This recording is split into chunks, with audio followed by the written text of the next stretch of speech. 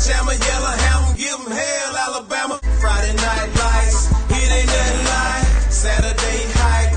We love it right. You wanna hear the best sports to now? Compile Sports Talk, the best all around. Compile Sports Radio, I hope you ready.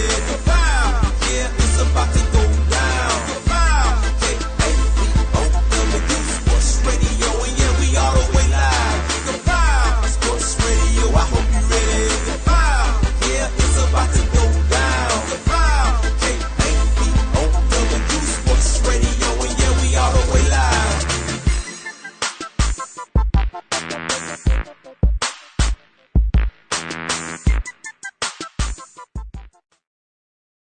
That I always said if they trying to serve center field, it'd still be a catch. That was Murphy's day. I was a Dale Murphy fan. That's why I wore number 3. Dale Murphy, Dale Earnhardt, number 3. There you go. All right, welcome to the Westbrook Football Show with Coach Steve Smith. Jeff Underwood, Jared White. What's up, man? You know, just hanging out here with the old ball coach. Excited to it's your time of year, man. I'm excited It's about it. your time of year. Excited. When you come in with a little pep in your step, you know it's gonna be good. But what's not good, Coach, is this region. With the right people winning, and it could throw a monkey wrench in everything I think I know. Right. Which isn't a whole lot. But let's go back with last week. Okay. At Weaver, you knew. I mean, you talked about it all week. Don't let their record fool you. These guys, they have some kids. And the score is not necessarily indicative of how close the game was. Well, we got off to a good start. In the first quarter, we jumped out. We blocked the punt in a short field. We intercepted the pass, ran it back. I think it was 28-0. And then the athletes that Weaver had were on display after that. They had 4 long touchdowns. One of them got called back with a penalty. But they had 4 touchdowns at 50-plus yards. And so it was like 28-7, then 35-7, then 35-14, 42-20. That type deal. We scored a couple of touchdowns right there toward the end of the first half, and the halftime score was 56-20. We scored the first drive of the second half, and then we played better defense once we quit giving up those big plays. And so the final score, it was a lot. It was a lot bigger gap on the final score than what the situation was dictating early on in the game. Whenever they were hitting those big plays, big pass plays, quarterback got loose on a long run. Just things that we had talked about at the end of the week that we had to be on guard for, and we didn't do a very good job of stopping those explosive plays. But after halftime, I thought we did a better job. So glad to get out of there with a win. And the Weaver team, like I said, they went through some struggles during the middle of the year that you don't usually have to deal with in the middle of the year with a coaching change. But I thought the young man, Coach Sperling, that picked up and did what he could the rest of the year. I thought he had put a very competitive bunch out there on the field, and I think they got a promising future. Here's what people are saying right now. Westbrook's 8-1, right, under Coach Smith, averaging roughly around 44 points a game. Jerry, how much are they giving up a game? 12.8. 12.8. You've already had 7 wins by 27 points this year. That's dominance. And here's what I read last week, after the game. A little blogger put out, I said a little blogger, get some good followers. He said, Coach Steve Smith, being at Westbrook, is paying off. People in this area know his resume from 5 state championship, 10 region titles, 200 wins just at Piedmont, or over 200 wins. That it was proven, Jerry said it when they hired you, this is going to pay off. And you talk about 4 years, this is 3 years in. Your boys have put in the work. Yeah. Talk about how proud you are of these guys putting in the work to make this successful. Yeah, the whole thing has been the buy-in from everybody at Westbrook, from the administration down to the boosters to the parents, and then most importantly the kids. Because they're the ones that go out there and have to make it happen on the field. I guess to some people, Coach Smith might be a rough guy, tough, or whatever. Depending on how you look at things, but. I just like to think of myself as trying to be consistent in the approach every day to going to work and giving your best effort and expecting that out of your players and your assistant coaches. And been really blessed at this time at Westbrook. These guys have bought in. The kids have not shied away from the tough stuff. They've not shied away from hard work. I've got some great assistant coaches that have been very, very good to work with and that have bought in as well and have done their part to help us implement what we're trying to do. and it's been a great team effort. Again, the administration's been wonderful as far as backing us and us being able to get use out of Coach Phillips, our strength and conditioning guy, with having athletes to train pretty much year round now that they have an athletic PE class that all of them are in. Supportive coaches in other sports that have bought into what we're trying to do across the board athletically at Westbrook, male and female, and just it's been a good time. It's a plan that I think will work. It's something that I've seen work, and I just appreciate the opportunity from the people involved to get the chance to implement it at Westbrook, and now the results that we're seeing is reflective of the hard work that the kids have put in. And I always tell them I don't really you don't always get what you want, you get what you deserve. And I feel like our kids have put in the time and the work that they deserve to be able to be in contention in the state playoffs, and they put themselves in that position by going out there and proving it on the field. And now then it's just a week to week pass that you get whatever you deserve by what you put in this week for this coming game, and then next week for that game. And that's what's been probably the thing that's made me the most proud is watching these young guys buy in. A lot of them are 3-year starters for us. A lot of them have been through some tough times and some struggles, but now then they're seeing the dividends pay off of the work and the time they've invested, and that's very rewarding as a coach. So let's kind of wrap it up from last week, and we'll talk about this week's game. I want to talk about what a resilient football team. When you hear that, what do you think of? Just a team that gets back up. When they get knocked down, they get back up, and things don't go your way. You find a way to right the ship and keep it from getting out of hand. I think all of us have probably seen teams before, been on teams, or maybe coached teams, or definitely see it if you watch college football on Saturdays or watch other. You see things start going downhill, and it just sort of snowballs. And I think if you preach resiliency, you understand there's going to be times it's not going to go your way in the game. There's going to be times where you turn the ball over. There's going to be times where you miss a tackle. There's going to be times where you drop a pass. There's going to be times where you miss your block. But resilient players are the ones that can put that play behind them and play the next play. Some of the cliches that you hear coaches use now, play the next play, or play the next series, or whatever it might be. I think resiliency involves being able to put bad stuff behind you and be able to answer the bell the next time your number's called. And that's something that, we try to teach young people all the time, but heck, it's hard, things aren't going good. A lot of times it's easier just to run from it if it's not going good. And we Coach preaching now. Well, we just try to preach to them too that hey, it ain't always going to go your way. Sometimes you're going to find yourself down 14-0 like we did at Trine, and then, first quarter here just 3 or 4 weeks ago. Sometimes you're going to jump out to a big lead, you're going to see the other team come back. Sometimes you're going to be in a back and forth, exchanging punches left and right until somebody finally, takes over. Games don't always go on the same script. And, the other night when things come out the gate good for us, we started out 28-0, and, everybody was kind of on the sideline. Everybody had a little smile on their face and bounced around, and all of a sudden you see three touchdowns that we give up over 60 yards, and you think, well, we better keep scoring because we ain't going to stop them. We better score. And but again, we was able to get that corrected and was able to get the bleeding stopped, so to speak, on those big plays. And then we was able to stretch our lead back out and walk away there with a victory. But, resiliency, it's not always going to go the way that you want it to go. And, another game coming up tomorrow night with Welborn. Sure. Looks like the forecast is rain's going to be out, and it's going to be a pretty night. It's going to be cool. It's going to feel like football weather and all that. But, it may be raining tomorrow night. Sure. It may not be the perfect situation. It may not be the best conditions. So, how you handle stuff that's not going your way is a big part of how you your outcomes that are determined in football games. Well, go ahead. No, I said Coach Saban did an interview a few weeks ago on the Pat McAfee show, which he's on there every week. Polar opposite people, right? You don't think those two, but they do great content, great show. Mm-hmm. And I like the fact he asked Coach Saban questions that other people are intimidated to ask, which is great. But Coach Saban was kind of talking about this, and he said that when you always hear, hey, if you're a quarterback, you throw an interception, you got to forget about it. If you're a DB, you give up interception. But he took it a step further. He said, let's start with the offensive line.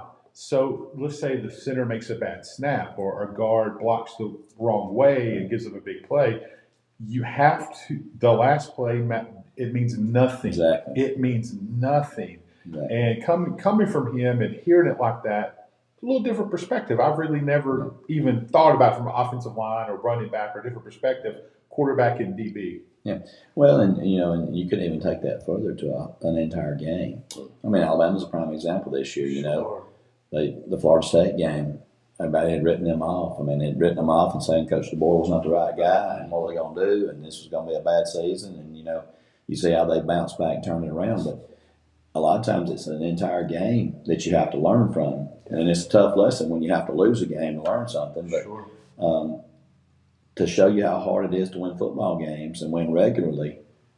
How long has it been since there's been an NFL team that was undefeated? Was it 72 Dolphins? Yeah, that's it. 72 to now. What's that, 53 years? Long time. They're still popping champagne. Well, and you look at Alabama, and Coach Saban won 6 national championships at Alabama. Mm-hmm. I think the first one, maybe 09 team, they were undefeated.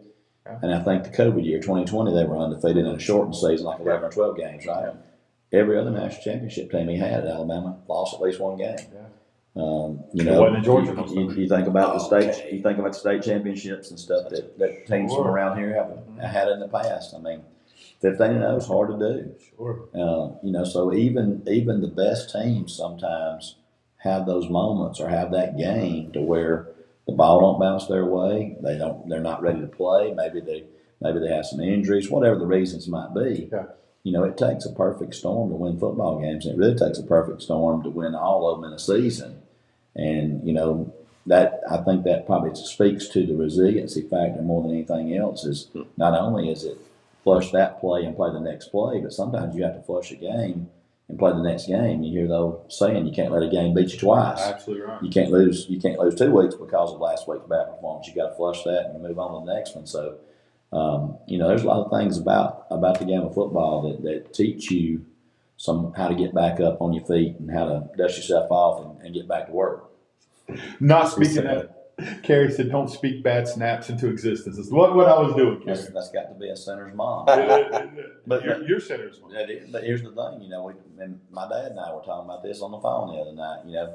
Nobody knows who the long snapper is until he snaps one over the punter's head. What I'm saying?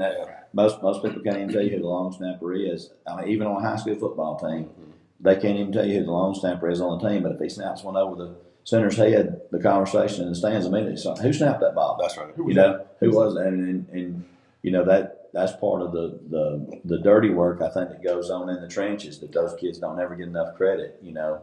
For the simple things that we take for granted. Well, speaking of that, one of the questions out there on YouTube is, what do you think's clicking more for you guys? Is it your run game? Is it your downfield game? Or is it your defense? Or what is it? I think personally, and coaches say this all the time, and people get tired of hearing coach talk.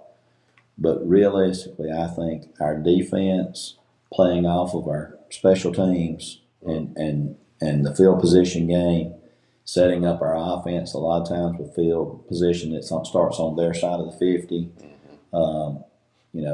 I was looking at some stuff, and I'm a stats guy. I'm an old math guy, so I love stats. But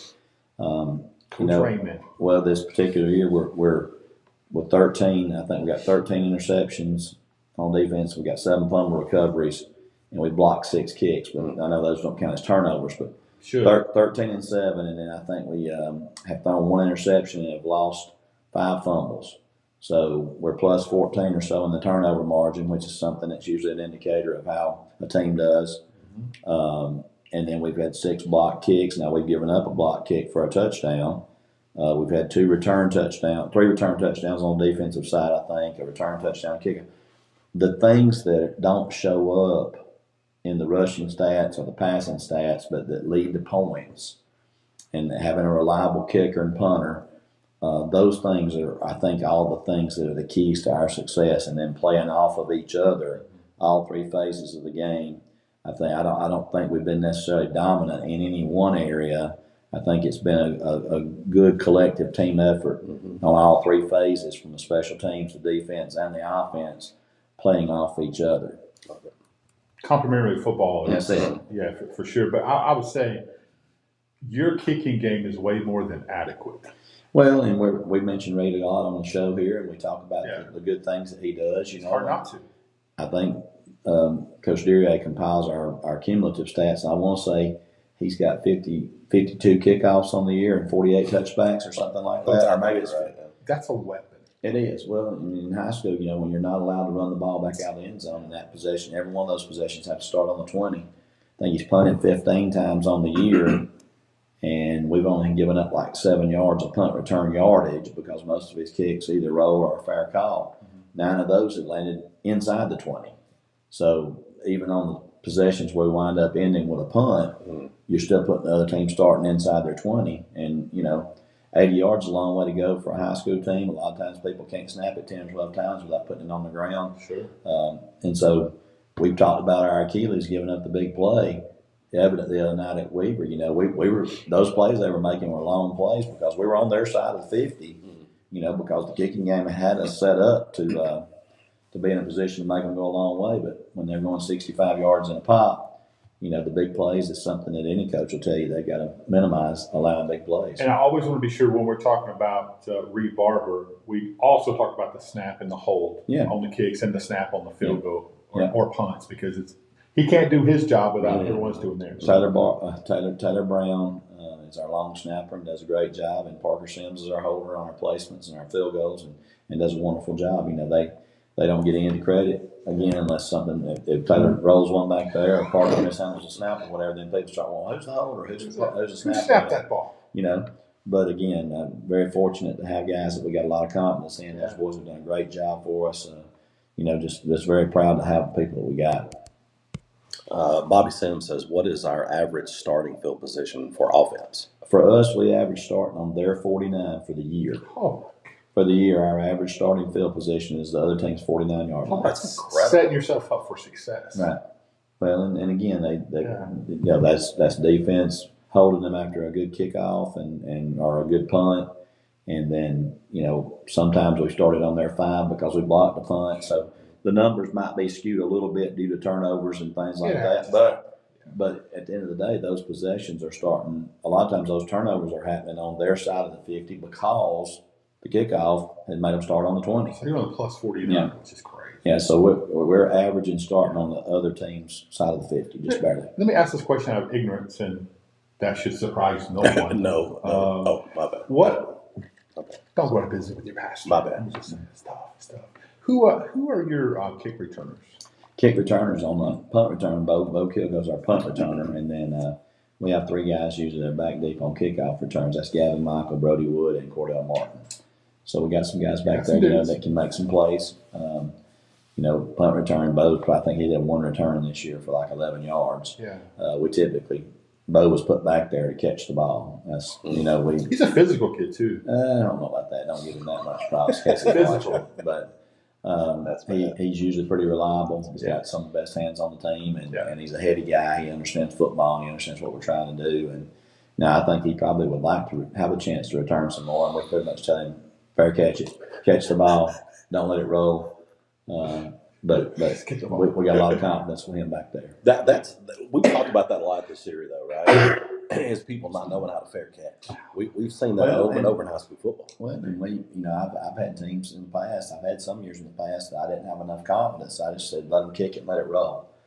And sometimes with high school punters, they kick it, it's a milk ball, and it's as likely to roll backwards as it is to roll forward, or kick it out of. We see a lot of people that just angle kick it and kick it out of bounds and things. We just, being the offensive guy, you're just glad to get the ball back. So whatever it takes to get the ball back, you don't care where it's at. Just give me the ball. Just give us the ball back. But if we can catch that thing and keep it from rolling 20 more yards, then we'd like to catch it. Sure. There's tons of people jumping on Andrew Ford. Thank you, buddy. We're waiting on Country Club invites to play golf. Is it next week we need to go? When the weather gets better. John Martin's watching. The Joneses are watching. Why do we always fair catch every punt? Oh, is that Brant Jones? No, that's Andrew Ford. Again, was it Brant Jones? Gotta be Brant quick. Well, if it was Brant, I was going to give you a sly comment since he's our stat guy. I'm just telling him it's because I was afraid he couldn't do the math on how many yards we got on the return. But Brant actually says the last time I checked, it was the other team's 45-yard line. He's a stats guy, coach. Well, that don't mean he's right. That's not what I said. But to answer Andrew, that's great. A lot of it on just fair catching the punts is again trying to just simply gain possession. But if you've been if you watch what we've done this year, we went to a lot more of an aggressive block. My wife at home has always been on me for 30 years. Why don't we try to block punts? Because when we were trying to catch punts and return them, we were usually setting up for return. We wasn't pressuring the punter. This year we went to more of a pressure type deal. I think we blocked 5 punts this year, but we blocked 2 at Weaver the other night. But Ray just like I told you. yeah, so I'm getting that at home, but the fair catching of the punts is typically working in cohesion with the fact that we're sending 8 or 9, 10 people trying to block, and we don't really have people blocking for a return. My goodness, Brant, ask Coach what is his move if we fair catch the ball on their 35? Free kick. There you go. Listen. We tried it last year one time in a game against. I guess it was at Innovation Academy from Tennessee. Oh yeah. I'm still knowing how Barber can kick the ball off the tee on kickoffs. I'm still anxious to one day get an opportunity to line him up for about a 60-yarder on a free kick and just see what happens. I want to see it. Yeah. Chances are he's gonna. It's going to be good. It's going to be good. So you've got you guys go to does Weber come home? They come to you guys. It's senior night for us. Halloween night. Yeah. Nobody celebrates Halloween like the Christians. Y'all doing trunk or treat before the game? Every Baptist I know is trunk or treat, including right here at 5:30. Come get your candy, then go to Westbrook and watch them play. Yeah, for sure. I had numerous. I mean, I guess I'm just showing how old I am and out of touch with reality. But I've had more than 5 people this week call me, text me, "Hey, are y'all playing on Friday night?" And my first gut reaction was, a lot of people like to play Thursday night, week 10, because they want to try to go scout for the playoffs. Sure. And so I was taking it that people were asking me kind of complimentary because they play. And then when they start saying, I said, "No, we go ahead and play on Friday night. It's senior night. Why are you asking?" Just out of curiosity, because they're like, "Well, it's Halloween." I'm like, "Well, bro, we have people ask that. What does that have to do with varsity football?" They ask that about church too. Yeah. If Halloween falls on a Sunday, are we having church? Are we having church Sunday night? Well, you must be out your mind. Well, I'll be honest with you. I'm a little bit hesitant to compare Halloween with Christianity. I don't know that necessarily. I don't know necessarily those two things jihad, but we're gonna play on Friday night. It's senior night, and I'm the Christians are gonna play Friday. Christians are gonna play on Friday night at Westbrook. There may be other Christians in other places. They're playing different nights. That's fine. That's their call. But we're going to play Friday night and try to do pregame 6:30. Honor our senior band members and cheerleaders and football players. This year, I don't think we have any senior cheerleaders, but we'll take the time to recognize those kids in the band and football players for their accomplishments and for what they've done as vital members of our teams. Try to give them a little bit of recognition before the game. So that'll start at 6:30. So all of you that are planning on coming out a little bit early so you can see those kids be recognized. That's awesome. As we skip over Andrew Ford's comment. But we will bring the camera crew. That's coming. So that's 2 physical weeks, right? I mean, Welborn and Weaver. That's 2 physical games right there. Welborn is Weaver was a little bit more of a spread, wide open type offense, trying to take advantage of the people they had on the outside. Welborn will be just smash mouth football. They're old fashioned wing tee. Coach Smith does a great job of doing what they do very well. Yeah. So it's a ball control, hit you in the mouth, grind it out type. True wing tee. You see some people these days that try to run some wing tee plays. They're a wing tee team, and they've got the entire arsenal of wing tee plays that they run. You hate the wing tee? No, I don't hate the wing tee. It just it depends on. I'm not a big fan of a coach. No, I'm not a big. Let me explain. I'm not a big fan of a coach who says, regardless of what the skill my players have, this is what we're going to do. Mm-hmm. I'm a fan of, hey, if that's what works best for this team, if this can get me wins, hey, let's go power out, let's go wing, whatever the formation is. I'm not a fan of a coach. This is what I do. This is what I've always done. This is what I'm always going to do. That's it's hard to do what you're talking about in high school football. I get and that. Different. If I'm in college and I'm recruiting to a system, that's one thing. But in high school, when you're playing with what you got, I mean, sometimes you have to be willing to adapt a little bit. You have to be willing to, I know a lot of people say, "Well, you've been in this offense ever since 2000 at 99 in Cedar Bluff." it's looked the same, but if you go back and look at the play selection and the play distribution, run or pass, and the types of things that we did, the years that we could throw it and catch it a little more, we threw it a little bit more. The years that we had more of a running type quarterback that had a hard time throwing, we ran it a little more. The years that you had somebody that could do both, and you looked at probably more of a 50-50 type split. Sure. This year, I looked this year with Blevins. I think we're 56% run, 44% pass on the year, and that's kind of what you kind of desire as a play caller, being able to do both. Sure. So that Brody, being a true dual threat type guy, has given us the opportunity to be a little bit more balanced. There have been other years in the past that we've been 75-25 run the pass, and there have been some years I've been 40-60 run the pass.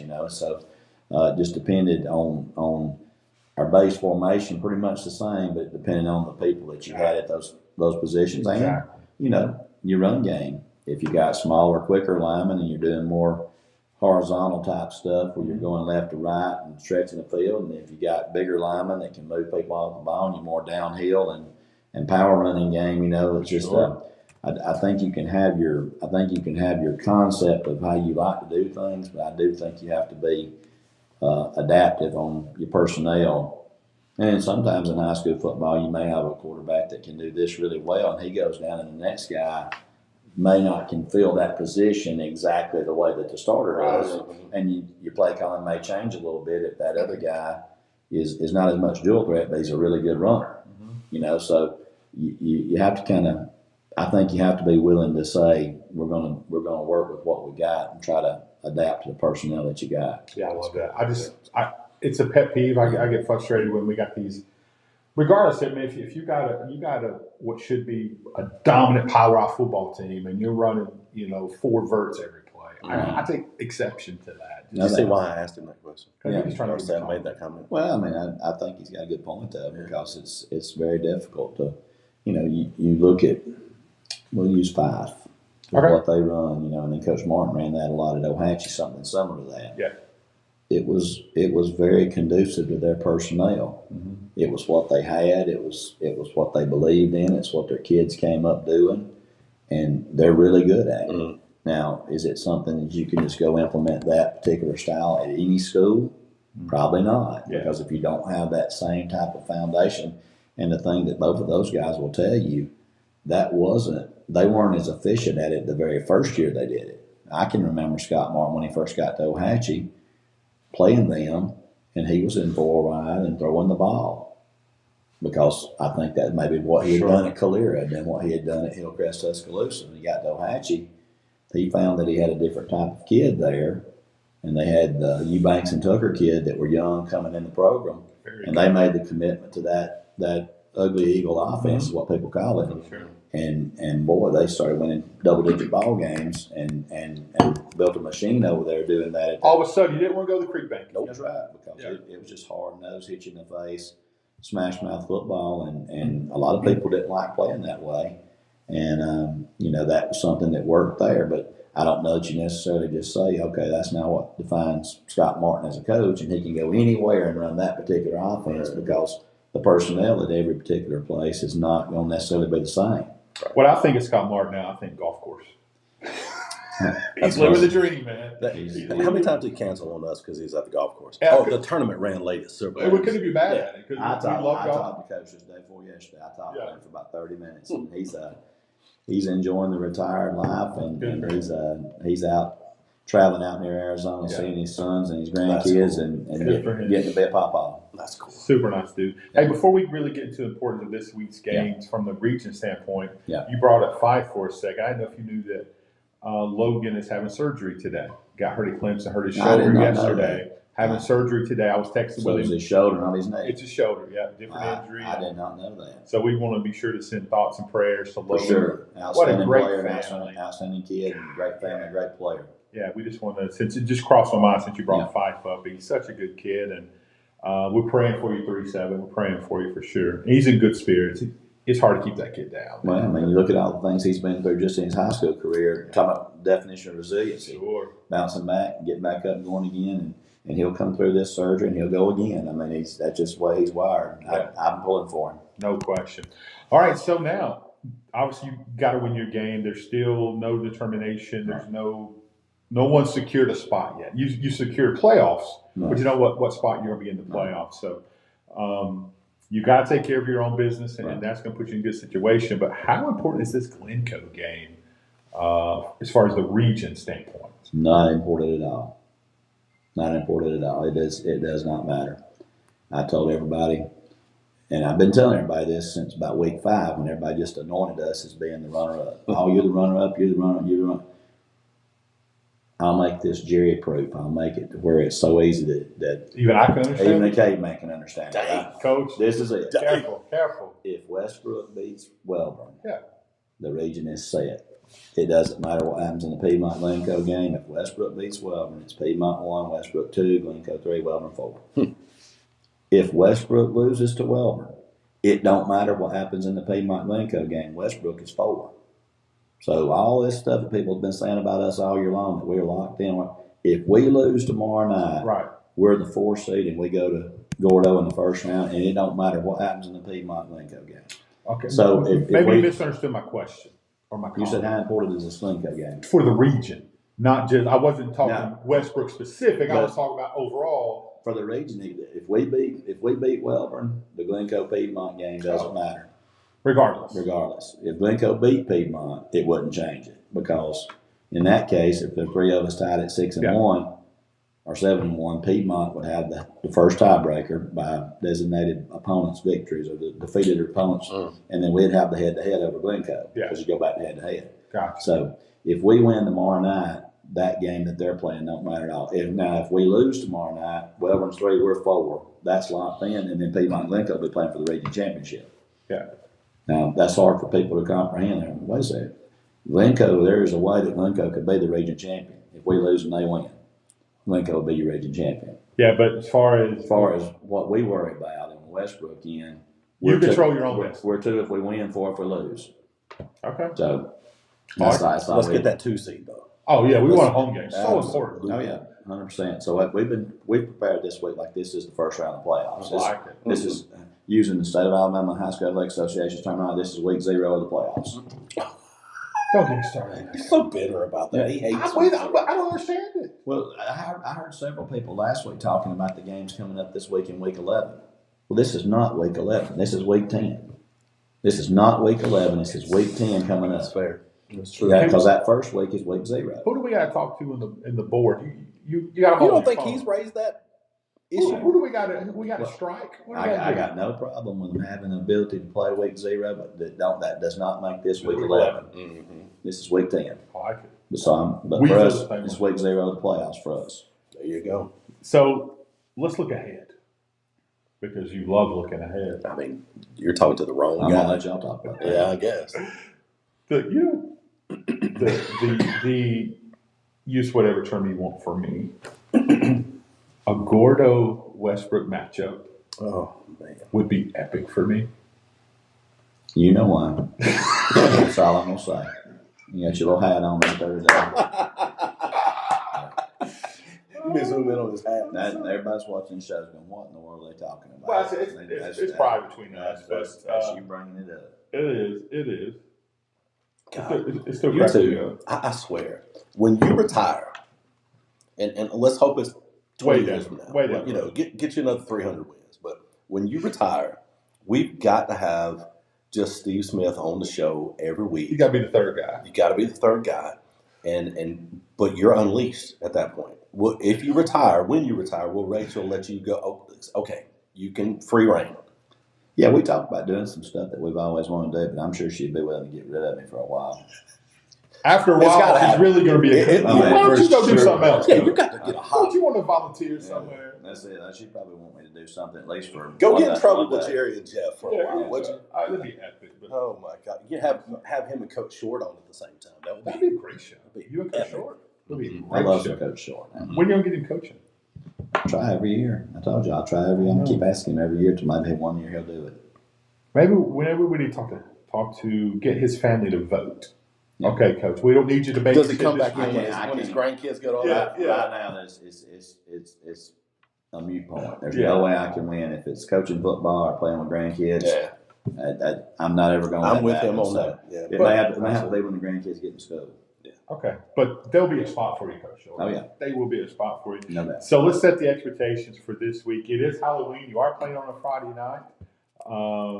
It's going to be senior night, and that's really obviously you want to win, but recognizing the seniors, like you said, in every aspect of the program is pretty special. People should come be a part of that. No doubt. I mean, these kids, they put in a lot of time, and I have the utmost respect for the kids in the band. I have the utmost respect for the cheerleaders, the people that's on the dance line, all the people the color guard, everybody that has a role. If you see the hours that those kids put in, I know their parents know what kind of hours they put in because they know when they get home, but the hours that those kids put in to perfect their craft, I have a deep appreciation for anybody that practices and is good at what they do. And just, I know senior night, little 5-minute recognition before the game and calling their name out and walking on the field with their parents. It's minimal recognition for the amount of time and effort that they put in to be good at what they do. But I do want to make sure that everybody takes the time to come out and appreciate these young people for what they've done in our school for the last 4, 5, 6 years. And some of them have been in the program ever since middle school. Yeah. Just the time and effort that they put in is worthy of a pat on the back and a standing ovation. That's right. I actually caught you. Kelly and I went to the game looking in the stands. Really? Yeah. I get on the players for doing that. I probably should. Well, no. It was before. It was during halftime. You were coming out, okay. So it was during the game was played. But it just I said, look, he's enjoying this. And I'll say this. I mean, I say this. I say it without reservation. Over the years, I've played against a lot of private schools. Yeah. A lot of them that were very successful. Some of them in the state championship games. Some of them deep in the playoffs. And there were times that we played one school in particular that was very successful, and we counted how many people they had in the bleachers. And this was in a playoff game. Mm-hmm. And it would blow your mind because a lot of times the private schools don't have a fan base. They've got the people that are following them while they're kids in school. Yeah. But they don't have a lot of those old-timers that keep coming back and just support the school. And something I'm very thankful for at Westbrook Christian. We got a pretty large home side, and that thing's usually full. And there's a lot of people there at those games that don't have kids on the team or in the band and cheerleading. That's right. That are Westbrook people, that are Westbrook fans. And that's one of the things I think that stands out about us a little bit differently than some of those other private schools that I've seen and played against in the past is we've got a fan base. We've got people that load up and go on the road to watch Westbrook football, and they don't have a kid on the team. They don't have a reason to be there other than they're just a Westbrook fan. And I think probably what you're talking about, coming out after halftime and just seeing all the people there that are showing up in Rainbow City on Friday night that hey, this is who we're supporting. That means a lot to me. And I know it means a lot to our players, our other coaches, and all to see that kind of support because it's not that way at every private school. Sure. You just had that look on your face for a second, and then you went right to watching your ball boys tackle each other, which was good. I like he was looking for a sign. Rachel's calling him. That's what it was. Right. What's the first player? I like the ball boys to play rough. They did. No, they were. He's training. That's all. As they're trying to develop a mentality. It's like I've said before. A lot of times the pecking order for high school was set on the elementary playground. That's some of those backyard football games, and it don't really bother me if a kid comes up with a busted nose or a chipped tooth. I mean, we saw that. It's encouraging. It's a baby tooth. They're gonna lose it anyway. All right. we had a ministry. Jerry and I had a ministry at Carnes Recreation Center. Many years back in the early '90s, well, mid '90s, yeah, and early to mid '90s, and we had guys like Vic Gibson, Carnell Williams, Darnell Horton, all of these guys that some of these dudes that went and played big time college football, NFL football, rookie of the year, and we had them out there playing football, basketball, but we said, even though he was playing for the Roadrunners, which was what it was called at that time, Carnell, he was sixth grader, maybe seventh grader, could stand under the goal. And we said, all right, we're just going to, who can get the highest on the net? Mm-hmm. This dude jumps up, grabs rim, and just holds on. Some of the better things we did, we actually lowered the goal did. indoors at Yeah. the rec center. We lowered the goals to like 7 feet, Yeah. and we would play full games and let the kids do slam dunk contests. Oh man, it was great. But it's that mentality because we Yeah. watch these kids. I mean, Dogs. nobody's thinking at that point. Jerry and I are just doing ministry. We're feeding them pizza, and there's probably 50, 60 of them out there every Thursday night. Was it? Thursday night. Yeah. And we look at Carnell and Darnell and some of these guys, and we go, these boys are going to be playing. They're different. Yeah. They're different. They're just different. And I'll be daggone. But so you're right. Yeah. You're right. The thing is, I mean, we're in a time in our country where we're talking about wanting men to be men. Mm-hmm. It's hard for men to be men if you don't allow boys to be boys. There you go. And you can't just start being a man at 40. You know, and part of that I think is the trying to keep everything equal, keep everything fair, don't hurt nobody's feelings and all that type of stuff. You know, boys roughhousing and playing in the backyard or playing on the PE playground and things, and somebody getting bloody, like I said, a bloody nose or chipping a tooth. As long as it ain't a permanent tooth, it don't really matter. You're gonna lose it anyway. But just letting that type of stuff go, and then realizing every now and then somebody might get in a little fisticuffs. It's not the end of the world for something like that happening. Football, you know, is one of those places where you could kind of vent a little bit. You know, as long as it's not a persistent problem or something that's just distracting you from your practice. You get a lot of guys around each other every day. I mean, we think about it with our own brothers, sisters, families, or whatever. You get around the same people all the time. Mm-hmm. You know, you get under each other's skin a little bit. So I think it's hard to complain about men not being men when they're 35 or 40 years old if we kept boys from being boys and teenagers from being teenagers. Now, I'm not saying it's just open reign and everybody do what you want to. You got to have rules and regulations. There has to be repercussions when you make bad choices. I get all that part, but you're looking at people sometimes and you won't know why they're not standing up for doing the right thing or protecting this particular person or doing if they don't get taught how to protect and do things and take up for themselves early on. You know, sometimes a paddling ain't the worst thing in the world if somebody gets into a little scrap because they're trying to take up for the underdog or trying to pick on, you know, trying to take up for getting picked on or whatever. There are times when it's okay to have to take your punishment for doing the right thing. You hit on something I think is pretty powerful. Obviously, we're not trying to negate what we're doing here in football in Westbrook, and you're always promoting Westbrook Christian football and Westbrook as a school, but turning boys into men and having learning experiences. I remember I was playing football my 9th grade year. I had some issues at Litchfield and Corey, and shut up. And the only school that would take me was 2. Coach Foster wanted me to come over there because my Uncle Sherman said he's coming to you play baseball. And I said, I'm not going because he's your friend. I'm not going to play with Larry Foster. No. Yeah, he's going to be a third extension of Sherman Guyton. He would have been. Not going to do it. So I went to Coosa Christian, right? Yeah.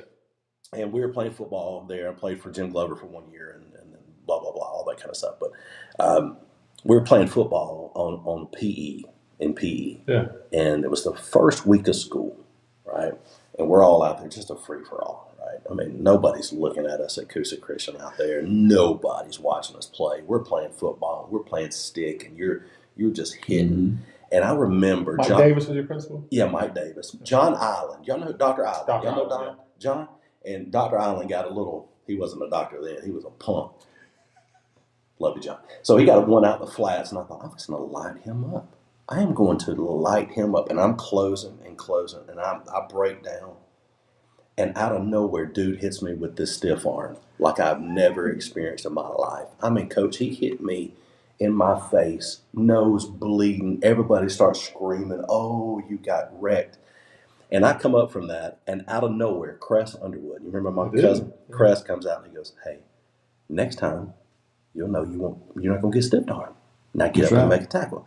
And I think that's what's missing in youth sports and youth in general is learning from getting humiliated and not quitting. That's right. And you just said it. I mean, men. I turned into a man at that point. I realized I can't quit. That's right. I can't quit. I can walk. Quit is not an option. It's not an option. It's not an option. Well, you always think Steve Smith is coaching football.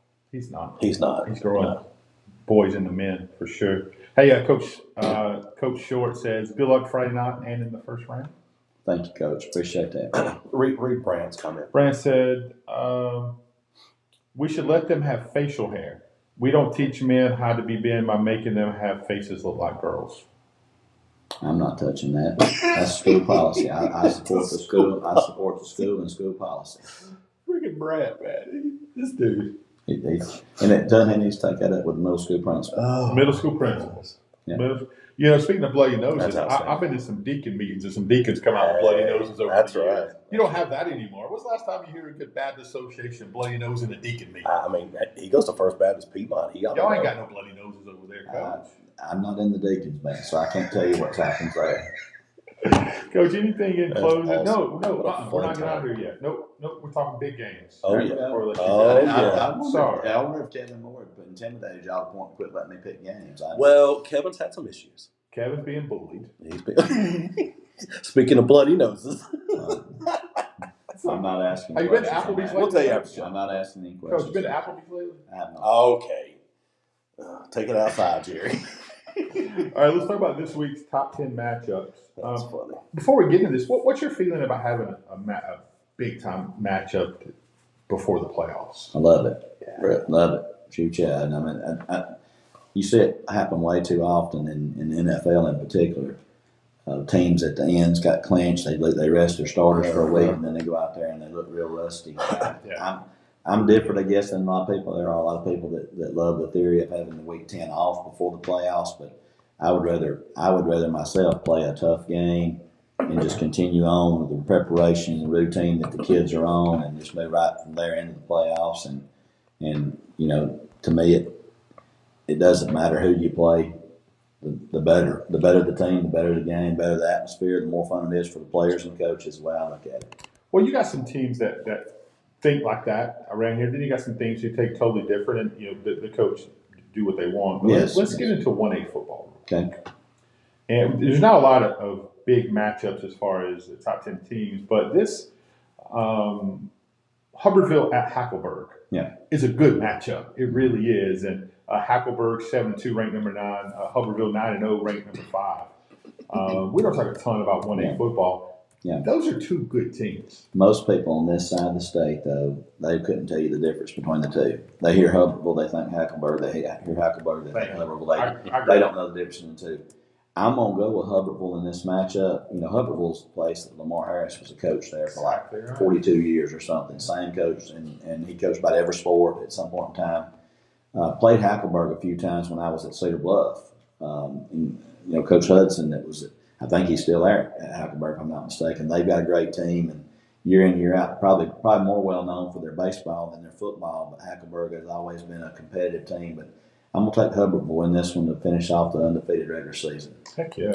That's going to be a good game, I think. Yeah. Really do. Let's move down to 2A and give credit. I give credit to Tuscaloosa Academy, right? Jeff and I were just down there. Mm-hmm. Super nice people, by the way. They are. Incredibly nice people. Horrible place to broadcast a game. Really? Oh, dear. Horrible. Love some Josh Wright, though. Oh, how can you not? Dude, what a Great great guy. Dude. And when he got upset in the game, it was epic. Really? I mean, he's almost out to the 50-yard line. That official ain't getting away. You can tell the official turns and I ain't talking to him. You're going to talk to Coach Wright. Yeah. He's going to track you I mean, down. he went out and turned around, made him. Yeah, it was great. So you're telling me that in that particular game, Josh Wright chewed on the referees more than the other coach? Yeah. No, it wasn't close. It was, He beat Rush. Not that Rush didn't. He did. But it wasn't even close. Wow. It wasn't even close. We said the same thing. But it was well deserved. Oh, no. Yeah. He was right. He was right. Okay. No, he was Sure. Coach Wright was. He was I got you. Coach Wright was right. But I give them credit for this ball game. Tuscaloosa Academy right now number 7, and they go to Bayside Academy, Wow. who is ranked number 5 in 3A. Bayside's having a heck of a year. Yes. They beat a good County Shield team here a couple of weeks ago, and wound up winning that region championship. A lot of people had kind of said that was going to come down to County Shield and T.R. Miller. And Bayside took care of both of them and won that region. So tough assignment for Tuscaloosa. They go on the road. Yeah. Well, maybe they went 2 or 3 days early and enjoyed the beach. Because I think that Bayside Academy is probably one of the top teams in the state in 3A. They may be the team that you see from 3A South in the championship game. So I got to go with the homestand in Bayside Academy Admirals. Yeah, look at you. Admiral. He played them one time. Played Bayside when Coach Lasmy and Coach Laster That's Yep. a name. That's when Zach and Slater played for Bayside. Oh, that's when Saved by the Bell sometimes. Sorry. Let's go to 3A. Screech didn't play. Screech was out. Let's go to 3A. Again, that's the only top 10 matchup, although a lot of people are excited to see that Walter Welborn at Westbrook Christian game. I'm excited for that one. No question. Yeah. Let's go to 4A. Woo. Little West Morgan Deschler action, Coach. Yeah, that's a nice matchup right there for people that. That's not a region game, is it? No. They don't have to play. Nope. But they're both 4A, both in the north. Could play again. I think Deschler's pretty good this year. At West Morgan. West Morgan is, I think Cherokee County's knocked them out of the playoffs the last 3 years. 3 years, Second yeah. round 1 year, third round, and semifinals last year. I'm gonna go with the homestanding West Morgan. What are they, Rebels? Rebels. I'm gonna go with the homestanding team at West Morgan, and it wouldn't surprise me if Deschler come out on top. But I think Deschler, from my Florence area sources, Deschler is on the verge of coming back to being Deschler. Well, somebody's going to lose their O. They're both 9-0. Oh, both of those undefeated. Yeah, So both undefeated. let me ask you this. Yeah. And speaking of, you said they don't have to play. Right. First of all, what do you mean by that? And then secondly, how do you feel about teams later in the season forfeiting games? Oh, that's and you know what I'm talking inexcusable. about. Inexcusable. Okay, let's You talk don't about do that. You don't do that. You don't. People don't understand that. Yeah. And again, I'm not speaking out against Carver Montgomery because they have to run their program and do what they have to do. But in our state, when you agree to a 2-year deal, it's home and home. And typically speaking, let me back up. It's not always home and home. Most of the time, it's home and home. There are times, I guess, where somebody will give some money to the other team to come to their place both years. That does happen. Sure. So I think Coosa went to Pierce County both years, right? Correct. So For that reason, yeah. So it's not always a home and home situation, but most of the time it's home and home. When you get on the second year of a deal, number one, the other school don't have a replacement ready to play in your spot, and you're going through the year. And tiebreakers in our system, if you'll look at them, a lot of times it says if everybody in the tie plays the same number of games. So you're rocking along, and it not just affecting your team, but affecting other teams in your region that might be in a tie with you.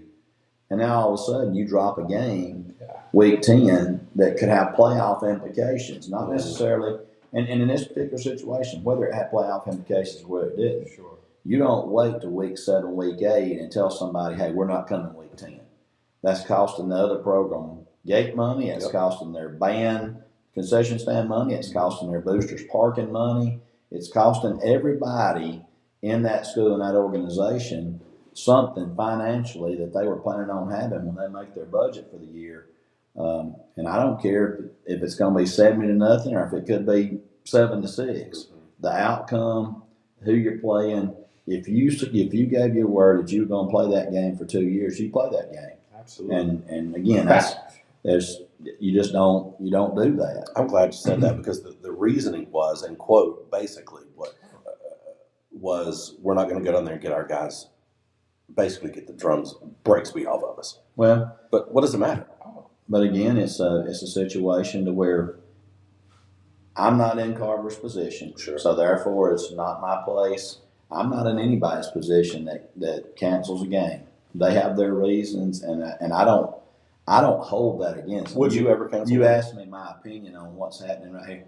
Right here at the end, when this game gets canceled like this, it affects more than just the two teams that are playing. Let's just say this: it affects the teams that Saraland and Carver are going to play in the first round of the playoffs.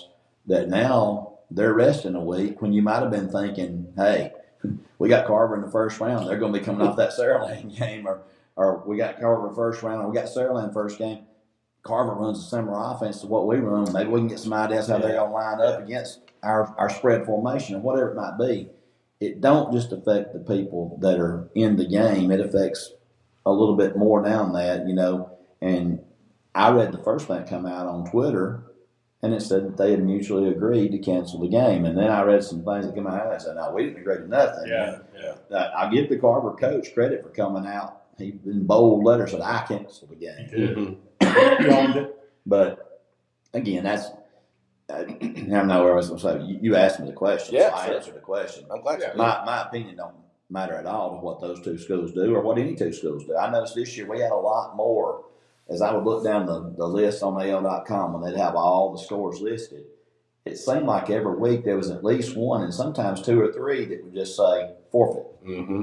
And I just don't remember that ever happening in the past. I don't remember people forfeiting games in the past. You've been doing it for 20-something years. Yeah, very few. You say Very Yeah. few. It's way rampant. Hey, and I was 100% wrong on this. So thank you, David, for pointing this out. This Desher West Morgan's for the region title. So it must be a 9-team region. Are they in a 9-team They region are. where they're having to play? I thought that's why. Yeah, So, yeah, they are. I take back the compliments I was giving them for playing this game because they didn't have to. But Desher West Morgan, if they're in another 9-team region, they're like us having to play a region game. What would have been the odds of the two undefeated teams getting together week 10? You can't put more suspense to it than that for sure. But either way, go to 4A. But thank you for answering that because Jerry and I have been hit with that week That after is week. our 4A answer. That was it. 4A. All right, go ahead. Yeah, Desher West Morgan for the region championship, both 9-0. And the other teams in that region, by the way, Region 7.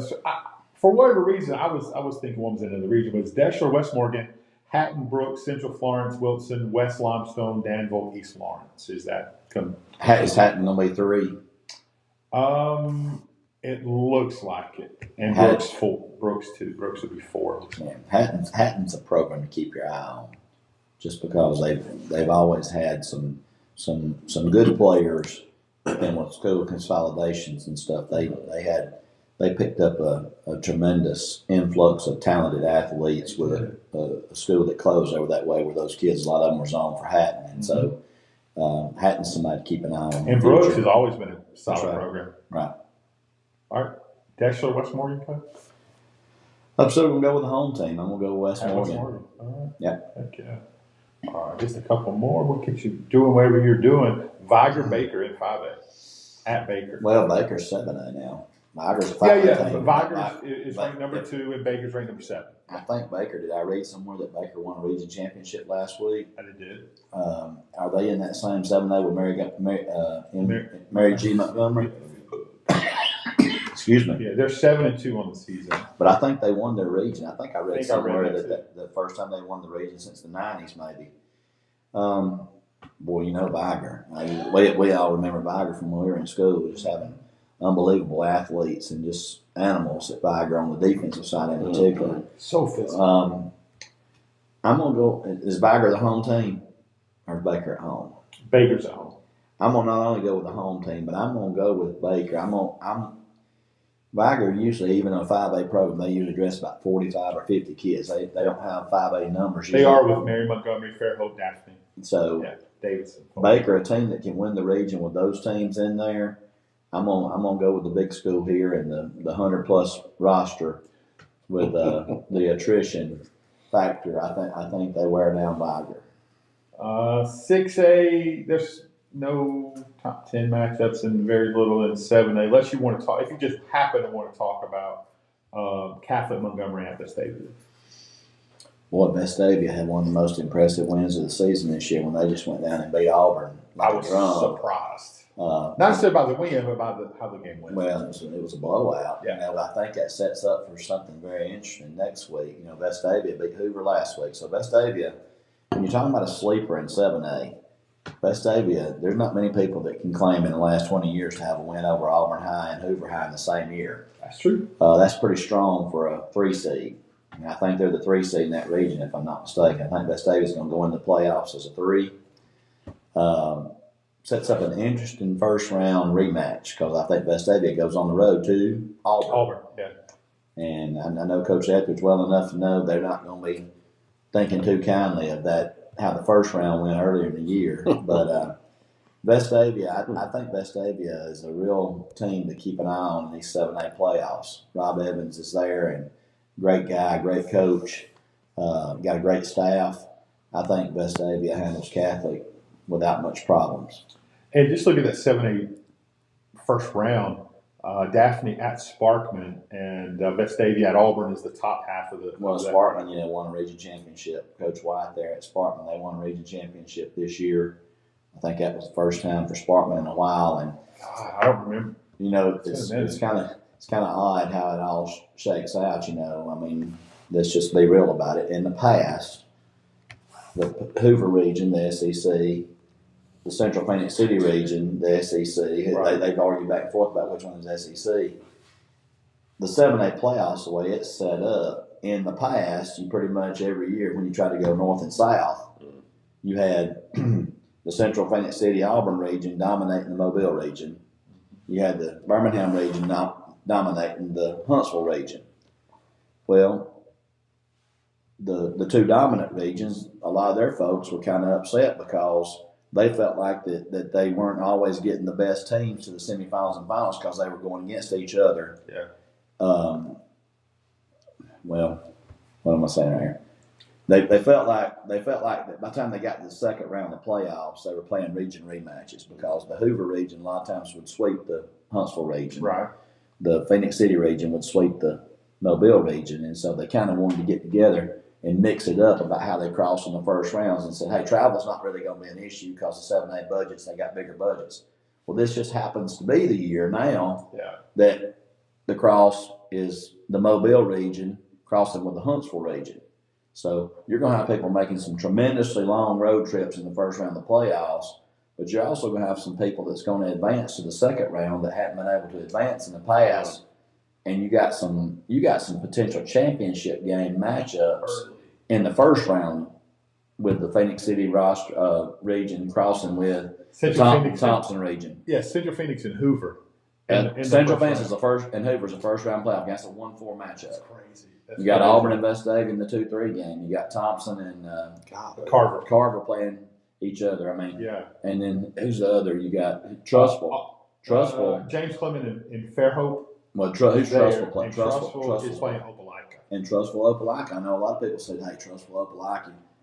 Don't sleep on Opelika either. Yeah. I mean, and Baker Florence is the top right. now. Yeah. Yep. So, that's going to make some very interesting first round matchups in 7A. Yeah. Coach, anything in closing?